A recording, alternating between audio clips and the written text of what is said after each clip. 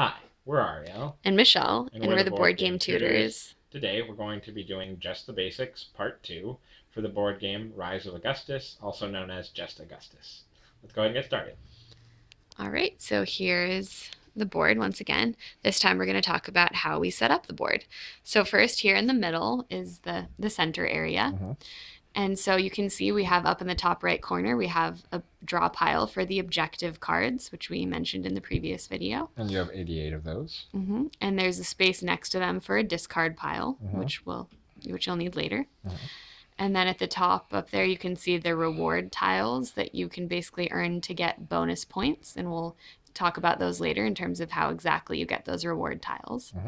Then here we have 5 objective cards laid out. These are the ones that you'll be choosing from near the beginning of the game once you complete an objective and need to get a new one. And then we have over there, that's a stack of sort of cheat sheet tiles. They tell you how many tokens, how many of each kind of token there are in the draw bag, which we'll show you in a moment. And you give those to every player who wants them, basically. So it tells you 6 double swords, 5 shields, etc. Yeah, so this can help you figure out the probability of the different tokens coming out of the bag. For example, a dagger only has 1 in the whole bag, but there are 2 jokers or wilds in the bag as well. So obviously you take those into account as well. So this helps you know how likely you are to get a token that you might need, and it helps you in figuring out which objectives might be the easiest or hardest to go for. And then here we have a line of legionnaires. Those could also just be in a pile if you want. We kind of like how it looks in a line, and it helps delineate which part is the center of the board and which part is your personal area on the board. For me, anyway. Not for Michelle. Yeah. And so these legionnaires, they're not very likely to be used much in the game. This game can be 2 to 6 players. So the more players you have, the more legionnaires are going to be out on the board already because each person starts with a handful of them. We'll talk about that in a minute. But occasionally, when you complete an objective, it will tell you to add a legionnaire to your pool. And then this is where you would take it from. Your personal pool, obviously, not the middle. Okay. Okay, so then each player has this area in front of them. You start with 3 objective cards, and there are 2 different ways you can get the objective cards. So remember we mentioned the draw pile, which is up there in the right-hand corner. So when you're not very familiar with the game, you probably want to just draw 3 from the top for each player and just essentially randomly choose which objective. So yeah, here we just have 3 set up. Once the players get more familiar with the game, you can each take 6 cards from the top of the draw pile, and then each player can choose from their own 6 cards which 3 they want to keep. The 3 that they don't keep go in the discard pile over there in that area to the right of the draw pile. And obviously, you don't have to set up the board exactly this way, but we feel like this is a good visual representation for our purposes. So all those items basically need to go in the center of the board, and then you have your own area in front of you. So then each player starts with 7 legionnaires. 1, 2, 3, 4, 5, 6, 7. Okay, those are the little red guys. And like we said, you can have a cheat sheet in front of you if you'd like, so you can just get an idea of how many tokens there are in the bag. And like Michelle said, sometimes you'll finish objectives that give you, as their special power, more legionnaires. But we'll go into that more later on. And then you have the space, like Ariel has right there, between his objectives and the Legionnaire pool. So yeah, he's got that big space right there. That's where he'll be putting completed objectives once he starts finishing them. So if I finish this one, it would go here. And like we said before, I would take one of the available 5, put it here in place of that. And now this completed objective is now finished. I can no longer do anything with it unless I have a special power, which we'll describe later. And then over in my space, I have all the same things. I have my 3 starting objectives and my legionnaires and my cheat sheet tile. And lastly, the draw bag over here. It's a bit hard for you to see because it's black like our table. But there's the bag, and it has all the mobilization tokens in it. And the name mobilization tokens doesn't mean a whole lot. It's, I guess, something about you mobilize your legionnaires by putting them in different spots. It's part of the not really thematic part of the game. Right. So, for example, if I draw 1 token, it's like it's a catapult again.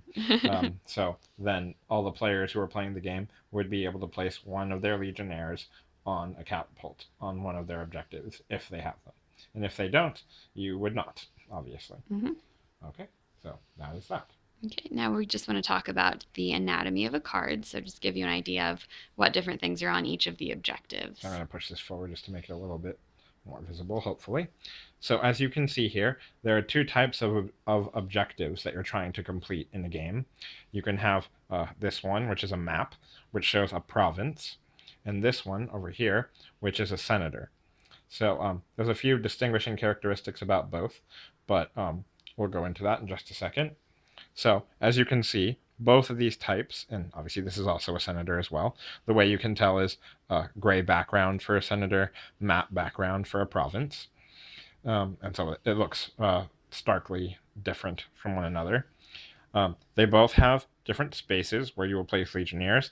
This has 4, 2 double swords, 1 shield, and 1 standard. This one has 5. It has 1 shield, 2 chariots, 1 catapult, 1 standard. So as you can tell, this one obviously is a little bit harder to complete than that one, just because it has 1 more than that one. And also, as you can see from this little cheat sheet over here, swords will come out a lot more often than catapults will. So obviously, the fact that this has catapults and standards, they're a lot less likely to show up compared to swords.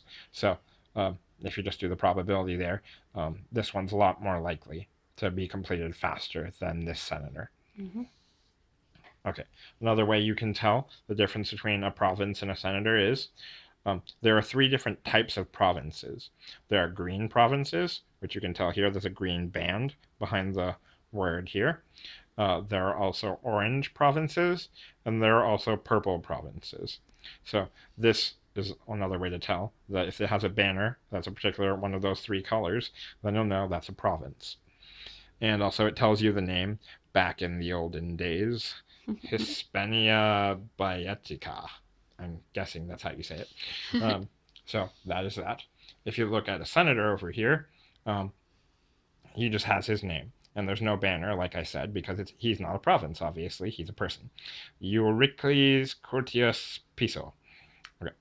It's kind of fun just to say the names because they're silly and old-fashioned, and you don't know if they're real names. But anyway, so that's that. And also, last important thing about the names on the bottom, this tells you which number objective it is. Like I said, there are 88 objectives in the entire game. This objective is number 19. This objective is 67. We're not going to go too in depth about why those numbers are important, but sometimes when you're determining order of who completes their objectives, these numbers matter. So we'll go more into that later. Next, as we said already, the victory points in the little laurel leaves in the corner here, on the bottom right corner of every card, this tells you how many victory points this card is worth if you have it completed in your completed area at the end of the game. So this one is worth 3, as we already discussed. This one over here, this senator, is a question mark because, as I'll describe in a second, his special power grants him victory points based on what you have completed by the end of the game. So we'll go more into that in a second. Lastly, so a card can have special power here. You can tell it's a special power because it looks like it's a little slate right here. It's a rectangular slate that's hanging from the roof right there. And it tells you the special power of this card. We're not going to go into the special powers right now. We'll go over all the special powers in another video. But here, if you get this particular province, you would get this particular special ability, which we will describe later. Mm-hmm. Over here, like I already mentioned, this is a special power for this particular senator that, as you can see, there's a picture of a senator here. And basically, his victory points, this is what the pictorial representation says anyway, his victory points means for every senator that you control at the end of the game equals 2 victory points. So this number is a question mark. Why? Because it varies from game to game. If you only have 2 senators, 2 times 2 is 4. If you had 5 senators, then 5 times 2 would be 10. So the question mark means it will be determined at the end of the game when everything is finished. Mm-hmm. So that's the basic anatomy of the card. One more thing about the cards, the very interesting artwork on all the cards. So, I'm sorry. One more thing I forgot to mention. As you can see up here, This objective right here, this is worth 14 victory points, which is a lot of victory points, as you might guess, because the other one that I showed you was 3. And as you can see here, it has no special power. So basically, you're getting a lot of victory points from this card, but it has no special power. So obviously, that's a trade-off there. Do you want victory points or do you want a special power? So that is that. The last thing about card anatomy that you need to know is, so it's a senator, like I said, it's a gray background with a picture of the senator smack dab in the middle. And Michelle and I like to look at the pictures and laugh at them because some of them are in pretty funny positions. Like this guy over here, he kind of looks like an angry drunk. I don't know why he looks like that, but that's what he looks like. Anyway, he doesn't look like a very respectable senator. Anyway, so aside from that, we just like to laugh at the pictures. So that's that. But as you can see here, so on a province, you'll have obviously the map of Europe and the Middle East. And you can see here different resources that are in the middle of the card. As you can see here, it just looks like rocks, and I don't know what that is. Honeycomb? I'm not sure. I don't know. It's random resources. These are useless for the most part, but let's look over here. So, as you can see here, this card has horses. You would think that that would be useful in a military campaign or something, but it doesn't do anything for you. So, just forget that. But in here, you can see the 2 important resources that you can find on some cards. So here, there's elephant tusks. Those are useless. But you can see here, wheat right there, and gold right there.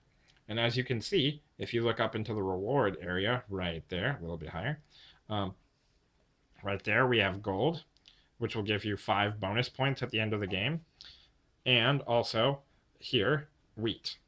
So if you ever wonder what wheat looks like, you can just check here, right there, or gold up there as well. These bonus point tokens, we call them reward tiles, obviously. They are awarded to the person who has the majority of that particular resource. So elephant tusks, horses, hammers, anvils, parchment, all that stuff, as good as it is useless for you in this particular game.